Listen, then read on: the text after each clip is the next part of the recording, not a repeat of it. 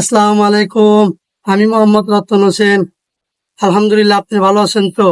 আমি ভালো আছি আপনাদের দোয়ায়। আজকে নতুন সেট আপ নিয়ে আজকে আপনাদের মাঝে। সেট আপ বলতে আমার ছেলে মিরাজের, এই আমার মিরাজ, আমার ছেলে, হ্যাঁ আমার ছেলে মিরাজ, ওর লফট আজকে কমপ্লিট করে দিলাম। তার মুরগি পালা খুব শখ, বাচ্চা মুরগি আনছিলাম। এখন আলহামদুলিল্লাহ মোটামুটি ভালো বড় হয়ে গেছে। নতুন ধাপটি আনছি, এখন সেট আপ করবো। দেখেন আলহামদুলিল্লাহ, আল্লাহ নামে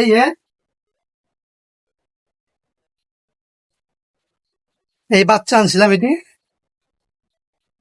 বিসমিল্লাহ, আলহামদুলিল্লাহ, নতুন সেট আপ, নতুন মুরগি।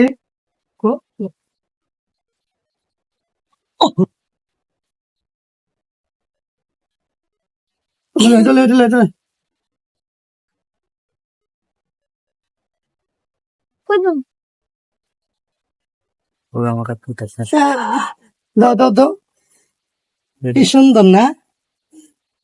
মার্শাল্লাহ, ফুল লাল গিয়ার, লাল গিয়ারে ময়ূর, মোরগ, এটা মোরগ। বুঝছেন? খুব মায়া লাগে না দেখতে? মোরগ, এটা ছোট জাতের মুরগি এটি।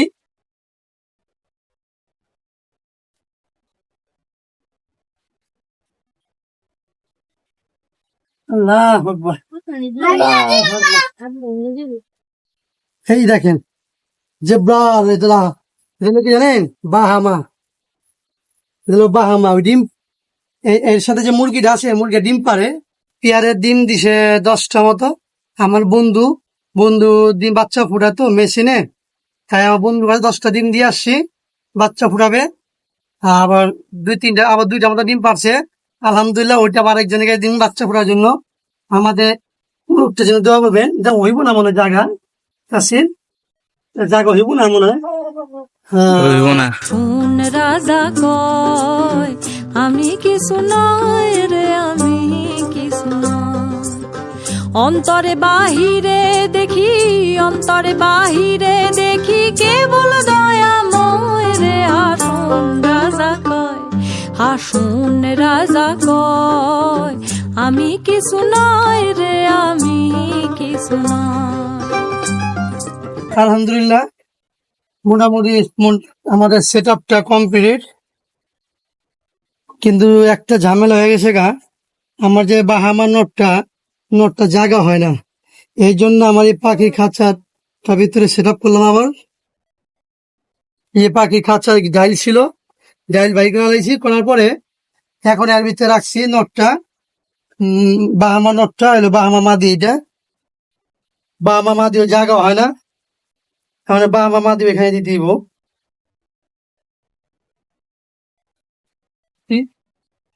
এই বাহামা এখানে দিয়ে যাচ্ছি, ওইখানে জায়গা হয় না, জায়গা হয় না।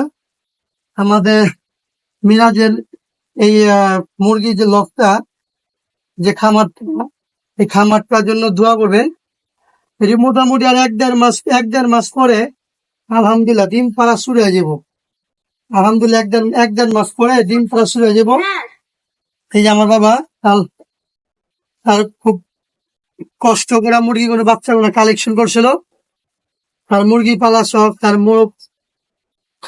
ছাগল পালা শখ, গরু পালা শখ।